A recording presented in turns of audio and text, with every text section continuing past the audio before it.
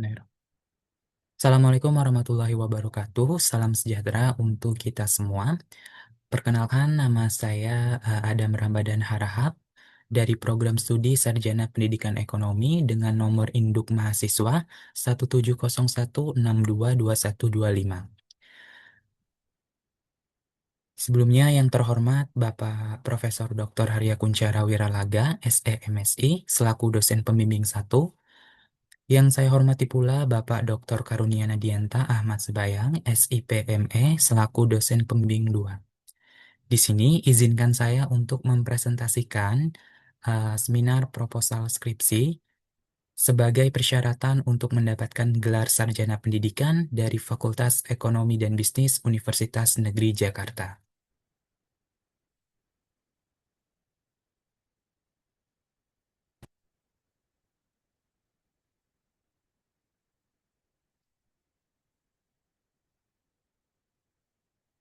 Oke, selanjutnya di slide ini, judul proposal skripsi saya yaitu Pengaruh Indeks Produksi Industri, BI Rate, dan Capital Adequacy Ratio terhadap Non-Performing Loan pada industri perbankan di Indonesia pada tahun 2017 hingga tahun 2024.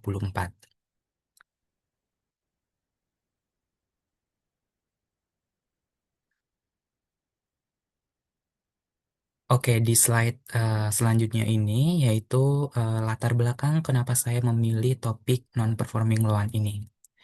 Oke, yang pertama, non-performing loan atau NPL ini merupakan cerminan kualitas aset dan juga kesehatan bank.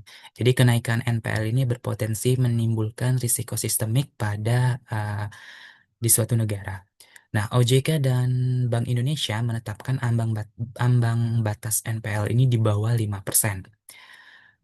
Nah, selanjutnya pada masa COVID-19, tekanan ekonomi ini berdampak signifikan terhadap kemampuan bayar debitur, sehingga rasio NPL ini mencapai titik tertinggi, yaitu sebesar 3,57% pada periode Mei dan Agustus tahun 2021.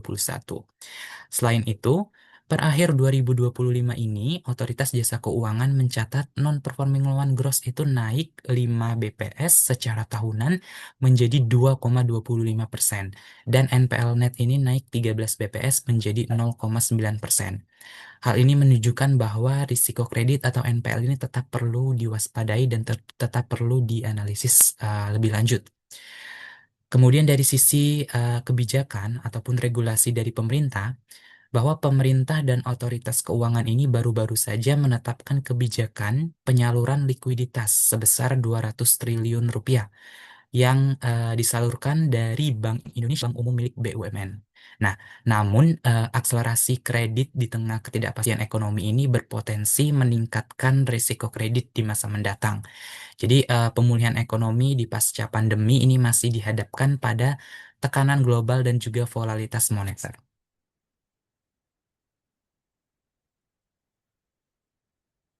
Oke, selanjutnya ada urgensi yang mendukung latar belakang tadi, ya, seperti yang sudah saya jelaskan bahwa non-performing loan ini merupakan indikator utama risiko kredit dan juga stabilitas perbankan. Nah, apa sih dampak strategis dari NPL? Jadi yang pertama yaitu ada menghambat, ya, menghambat penyaluran kredit. Nah, dan juga menurunkan profitabilitas dan juga solvabilitas bank, serta juga dapat meningkatkan risiko krisis keuangan dan juga risiko sistemik. Kemudian ketiga, dari perspektif yang lebih luas lagi, nah NPL ini memiliki implikasi yang sangat penting terhadap sistem keuangan. Yang pertama itu dari sisi ekonomi makro. Dengan adanya peningkatan NPL itu dapat berkontribusi terhadap perlambatan pertumbuhan ekonomi. Kemudian dari sisi stabilitas perbankan, NPL ini meningkatkan risiko likuiditas dan juga solvabilitas bank. Sementara itu dari sisi manajemen risiko kredit, NPL ini mencerminkan kualitas kebijakan penyaluran kredit dan juga strategi mitigasi risiko yang diterapkan oleh bank. Selanjutnya juga NPL ini sangat relevan bagi regulator dan juga investor. Bagi regulator seperti Otoritas Jasa Keuangan dan juga Bank Indonesia, NPL ini menjadi indikator penting untuk mengevaluasi efektivitas kebijakan dan juga pengawasan pada perbankan. Sementara bagi investor, NPL ini merupakan ukuran utama dalam menilai kualitas aset dan juga profil risiko bank. Nah, dari urgensi dan juga latar belakang fenomena tadi, ya diperlukan penelitian empiris yang mengkaji faktor-faktor makroekonomi dan juga faktor internal perbankan yang mempengaruhi non-performing loan di Indonesia, khususnya pada periode 2017 hingga 2024. Jadi penelitian ini berfokus pada analisis pengaruh indeks produksi industri, suku bunga BI rate, dan juga capital adequacy ratio terhadap non-performing loan pada industri perbankan di Indonesia, dengan harapannya nanti dapat memberikan kontribusi baik itu secara akademis maupun secara praktis.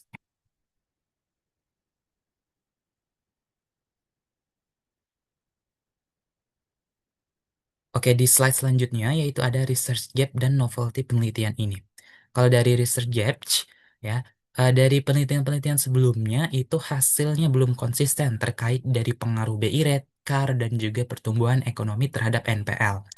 Kemudian, sebagian besar penelitian itu menggunakan produk domestik bruto atau inflasi sebagai proksi pertumbuhan ekonomi. Sedangkan penelitian saya ini menggunakan indeks produksi industri. Ya, jadi belum banyak menggunakan IP yang mana lebih mencerminkan sektor real. Kemudian selanjutnya penelitian terdahulu juga belum banyak mengkaji periode pasca pandemi COVID-19 dengan dinamika kebijakan moneter dan juga adanya restrukturisasi kredit. Selanjutnya, novelty atau kebaruan dari penelitian ini yang pertama yaitu tadi menggunakan indeks produksi industri atau IP sebagai proksi pertumbuhan ekonomi real, yang mana IP ini lebih sensitif terhadap yang mana pertumbuhan ekonomi real ini lebih sensitif terhadap kualitas kredit. Kemudian yang kedua yaitu mengkaji interaksi faktor makroekonomi, yaitu diantaranya IP dan BI rate, dan juga faktor internal perbankan, yaitu capital adequacy ratio terhadap non-performing loan secara simultan. Kemudian kebaruan selanjutnya yaitu mencakup periode dari 2017 hingga 2024, termasuk fase sebelum pandemi, ketika pandemi, dan juga pasca pandemi.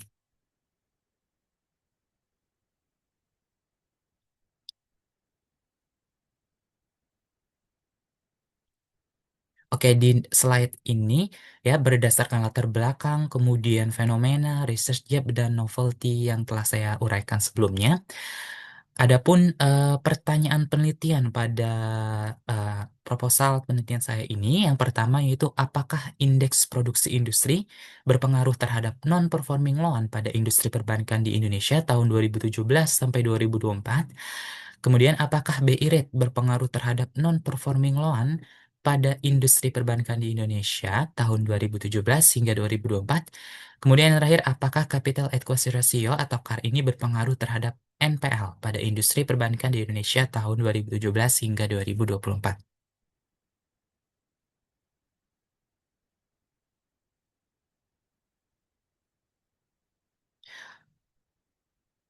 Oke, selanjutnya yaitu ada tujuan penelitian. Yang pertama yaitu menganalisis pengaruh indeks produksi industri terhadap non-performing loan pada industri perbankan Indonesia 2017 sampai 2024. Kemudian menganalisis pengaruh BI rate terhadap non-performing loan pada industri perbankan Indonesia tahun 2017 hingga 2024. Dan terakhir menganalisis pengaruh capital adequacy ratio terhadap non-performing loan atau NPL ini pada industri perbankan di Indonesia tahun 2017 hingga 2024.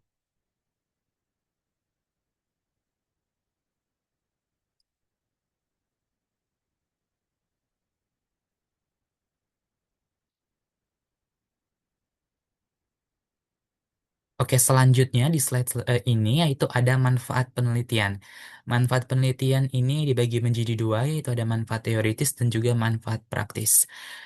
Dalam manfaat teoritis, penelitian ini dapat memberikan bukti empiris mengenai faktor-faktor yang mempengaruhi non-performing loan pada industri perbankan di Indonesia. Kemudian, penelitian ini juga memperkaya literatur mengenai hubungan antara faktor makroekonomi, yaitu indeks produksi industri, dan BI rate dengan faktor internal perbankan seperti capital adequacy ratio dalam mempengaruhi risiko kredit. Penelitian ini juga berkontribusi dalam memperkuat dan mengembangkan kajian teoritis terkait manajemen risiko kredit dan stabilitas sistem keuangan. Sedangkan manfaat praktis di sini saya bagi menjadi 4, yaitu yang pertama, bagi perbankan dan juga lembaga keuangan. Jadi hasil penelitian ini dapat digunakan sebagai bahan evaluasi dan untuk memperbaiki strategi pengelola risiko kredit, serta mendukung penetapan kebijakan internal bank seperti penyesuaian suku bunga kredit yang lebih proporsional terhadap risiko, peningkatan efisiensi penggunaan modal melalui CAR, serta penerapan kebijakan pencadangan kerugian kredit yang sejalan dengan siklus ekonomi. Kemudian yang kedua yaitu bagi otoritas moneter dan juga lembaga pengawas. Nah, bagi otoritas moneter ini lembaga dan juga lembaga pengawas, khususnya Bank Indonesia ya dan otoritas jasa keuangan, nah nantinya dapat menjadi masukan empiris dalam perumusan kebijakan makroprudensial yang lebih adaptif ya, termasuk penerapan countercyclical capital buffer, penguatan manajemen risiko kredit, kebijakan restrukturisasi kredit, serta penguatan mekanisme early warning system. Selanjutnya, yang ketiga itu bagi masyarakat dan juga pelaku ekonomi. Jadi, bagi masyarakat dan pelaku ekonomi, peningkatan kualitas perbankan ini kan akan nantinya akan mendorong ke akses ke pembiayaan ya, jadi lebih aman dan juga inklusif, serta tingkat suku bunga ini lebih stabil dan juga mendukung pertumbuhan ekonomi yang berkelanjutan. Selanjutnya yang terakhir yaitu bagi akademisi dan peneliti selanjutnya ya. Seperti yang sudah saya jelasin tadi, penelitian ini juga dapat menjadi referensi empiris untuk mengembangkan model penelitian yang lebih komprehensif dengan cakupan variabel dan periode analisis yang lebih luas dan juga lebih mutakhir.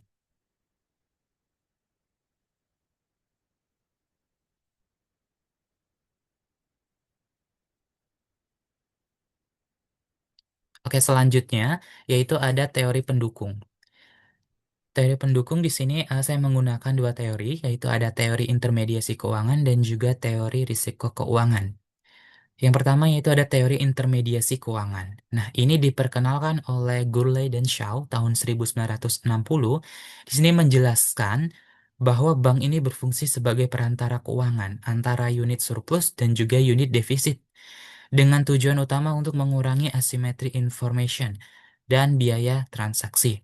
Nah, menurut teori ini, ketidakefisien dalam fungsi intermediasi yang dipengaruhi oleh kondisi makroekonomi, kebijakan regulasi, maupun kecukupan modal itu dapat melemahkan proses seleksi dan juga pengawasan kredit, sehingga meningkatkan risiko kredit yang tercermin pada kenaikan non-performing loan. Kemudian yang kedua ada teori risiko keuangan, ini diperkenalkan oleh Merton 1974. Dia menjelaskan bahwa risiko kredit ini muncul ketika nilai aset bank ya atau debitur itu turun di bawah kewajibannya akibat volatilitas kondisi ekonomi dan suku bunga, di mana perubahan faktor makroekonomi seperti BI rate dan juga aktivitas industri itu meningkatkan probabilitas gagal bayar, memperlemah struktur permodalan, dan pada akhirnya tercermin dalam peningkatan non-performing loan.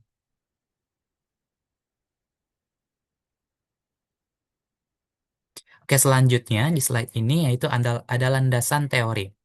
Nah, landasan teori ini per variabel yang saya gunakan yaitu ada non-performing loan, indeks produksi industri, suku bunga BI rate, dan capital adequacy ratio. Adapun non-performing loan itu dijelaskan menggunakan teori kualitas aset bank yang dikemukakan oleh Joseph F. Sinkey pada tahun 2002 yang menekankan kualitas aset ini sebagai indikator dari kesehatan bank. Kemudian yang kedua yaitu ada indeks produksi industri atau IP. Di sini dijelaskan melalui teori siklus bisnis yang diperkenalkan oleh Joseph Ascumter pada tahun 1939 yang menjelaskan fluktuasi aktivitas ekonomi dalam berbagai fase siklus bisnis yang nantinya dapat mempengaruhi kemampuan bayar para debitur. Kemudian ada suku bunga atau BI rate ya, dijelaskan menggunakan teori suku bunga Irving Fisher tahun 1930. di mana di sini mengaitkan pergerakan suku bunga dan kondisi ekonomi serta biaya pinjaman. Di capital adequacy ratio, ya, di sini dijelaskan berdasarkan teori kecukupan modal yang dicetuskan oleh Van Groening dan Bratanovic pada tahun 2009 yang menekankan pentingnya kecukupan modal dalam menjaga stabilitas dan menyerap risiko kredit.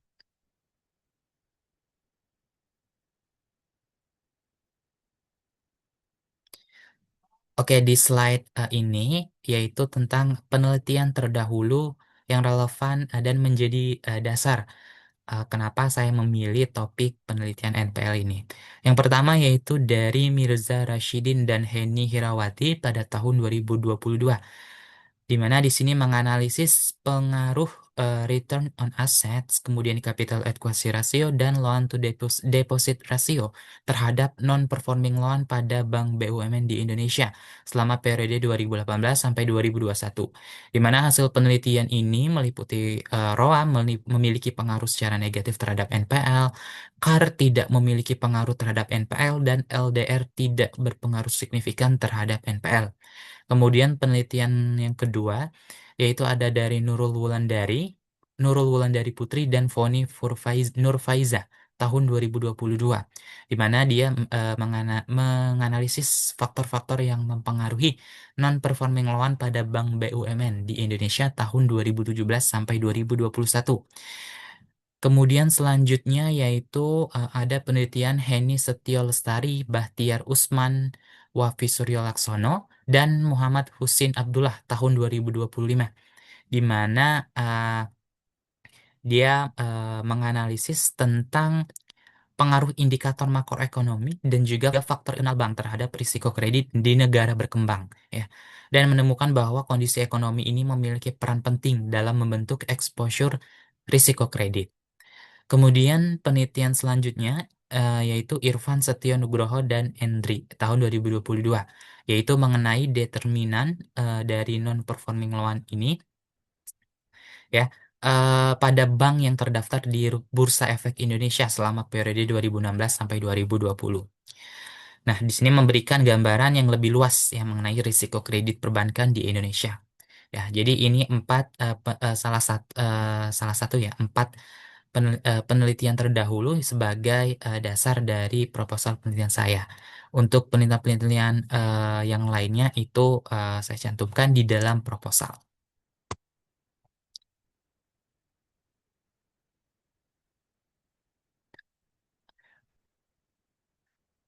Oke, selanjutnya di slide selanjutnya ini ada kerangka konseptual dari penelitian saya. Oke, kerangka ini menggambarkan hubungan antara variabel independen dan juga variabel dependen. Dalam penelitian ini, indeks produksi industri, BI rate, dan juga capital adequacy ratio diasumsikan mempengaruhi non-performing loan pada industri perbankan di Indonesia. Indeks produksi industri yang tadi merepresentasikan aktivitas ekonomi sektorial, di mana perubahan output industri dapat mempengaruhi kemampuan debitur dalam membayar kewajibannya. Kemudian BI rate mencerminkan kondisi kebijakan moneter yang berpengaruh terhadap biaya pinjaman dan risiko kredit. Kemudian capital adequacy ratio menggambarkan kekuatan internal bank dalam menyerap potensi kerugian yang timbul akibat risiko kredit.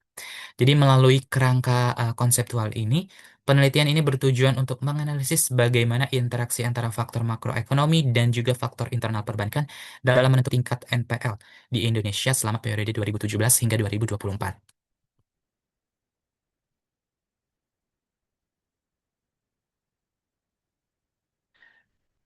Oke, di slide selanjutnya yaitu ada hipotesis penelitian berdasarkan kerangka konseptual, kemudian penelitian terdahulu dan teori-teori yang sudah saya jelaskan sebelumnya.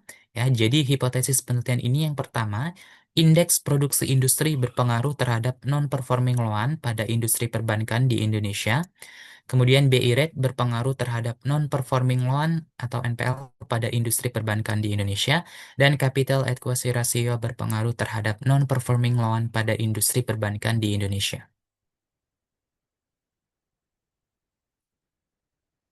Selanjutnya di slide ini ada objek, ruang lingkup, dan juga metode penelitian.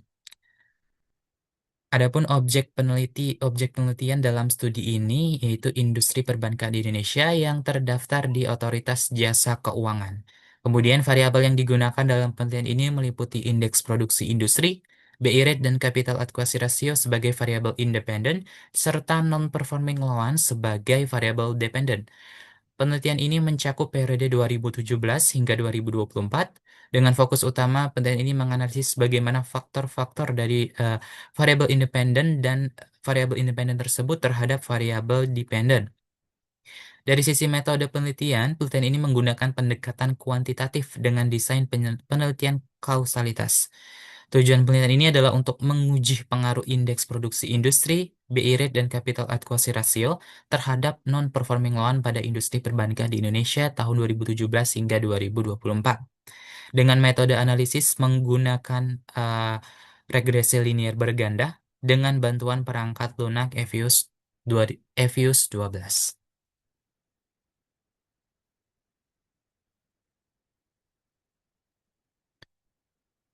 Oke, di next slide ini yaitu ada jenis dan sumber data yang digunakan. Oke, untuk jenis data yang digunakan adalah data sekunder. Untuk data tersebut berbentuk data runtut waktu atau time series secara bulanan yang mencakup periode 2017 hingga 2024.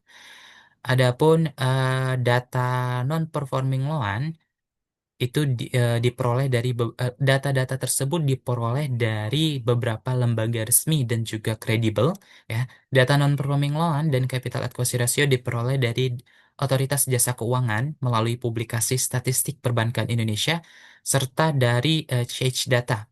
Kemudian data BI Rate bersumber dari Bank Indonesia, sedangkan data Indeks Produksi Industri diperoleh dari Badan Pusat Statistik. Pemilihan sumber data ini didasarkan pada pertimbangan bahwa data tersebut secara resmi, terpercaya, dan juga relevan untuk dianalisis secara empiris di bidang perbankan dan juga keuangan.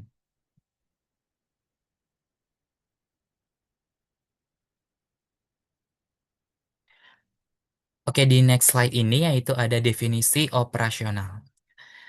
Untuk variabel pertama itu ada non-performing loan ya yang merupakan tingkat risiko kredit perbankan. Nah, NPL ini diukur dalam bentuk persentase yang menunjukkan ketidakmampuan debitur dalam memenuhi kewajiban kreditnya, baik itu pokok maupun bunga. Data bersumber dari Otoritas Jasa Keuangan dan Citch Data.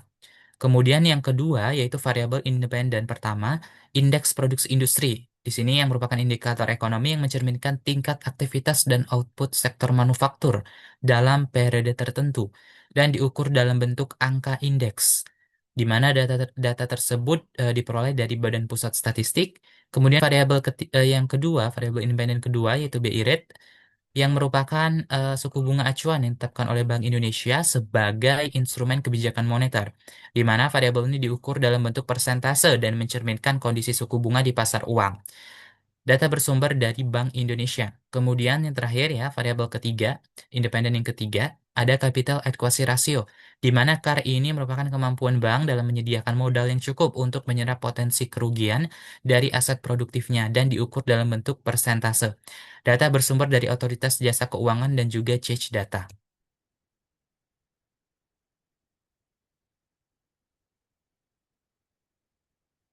Oke, di next slide ini, yaitu merupakan teknik analisis data yang digunakan nantinya dalam penelitian ini.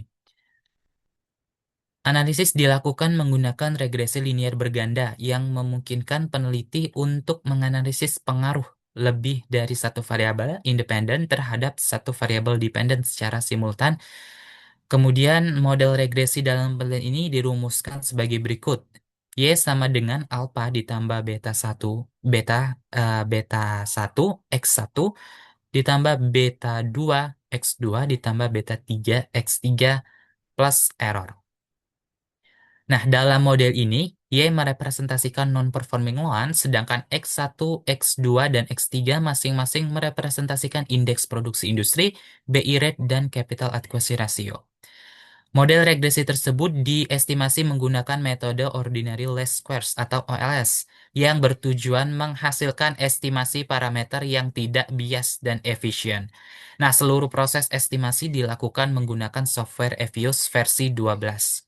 Selanjutnya, terdapat uji sebelum dilakukannya estimasi regresi. Penelitian ini juga melakukan uji asumsi klasik ya untuk memastikan bahwa model regresi ini memenuhi kriteria Best Linear Unbiased Estimator atau BLUE. Jadi uji asumsi klasik ini meliputi uji normalitas, kemudian uji multikoliniaritas, uji heteroskedastisitas, dan uji autokorelasi. Oke, selanjutnya ada prosedur pengujian hipotesis yang digunakan dalam penelitian ini. Yang pertama yaitu ada koefisien determinasi atau R kuadrat. Digunakan untuk mengukur seberapa besar variasi pada non-performing loan dapat dijelaskan oleh variabel independen. Kemudian yang kedua yaitu ada uji F statistik. Di sini digunakan untuk mengetahui apakah seluruh variabel independen secara simultan memiliki pengaruh yang signifikan terhadap non-performing loan. Nah, uji ini juga menunjukkan apakah model regresi itu secara keseluruhan layak digunakan.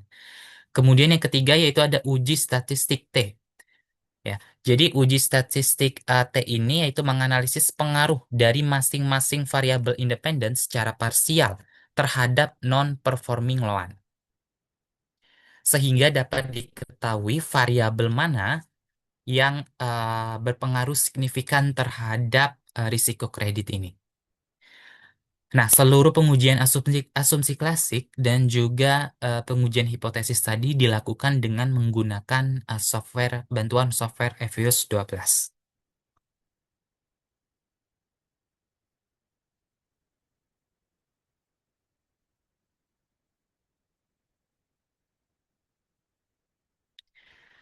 Oke, itu tadi merupakan presentasi dari proposal penelitian saya. Dengan ini presentasi proposal skripsi saya akhiri. Saya mengucapkan terima kasih yang sebesar-besarnya kepada dosen pembimbing 1, Profesor Dr. Harya Kunchara Wiralaga, dan juga dosen pembimbing 2, Bapak Dr. Karunia Nadianta Ahmad Sembayang. Saya atas bimbingan dan juga masukan yang sangat berharga selama proses penyusunan proposal skripsi saya ini. Saya juga mengucapkan terima kasih atas kesempatan yang diberikan untuk mempresentasikan proposal penelitian ini. Saya dengan terbuka menerima saran dan juga masukan konstruktif demi menyempurnakan penelitian saya ini. Saya akhiri, terima kasih dan wassalamualaikum warahmatullahi wabarakatuh.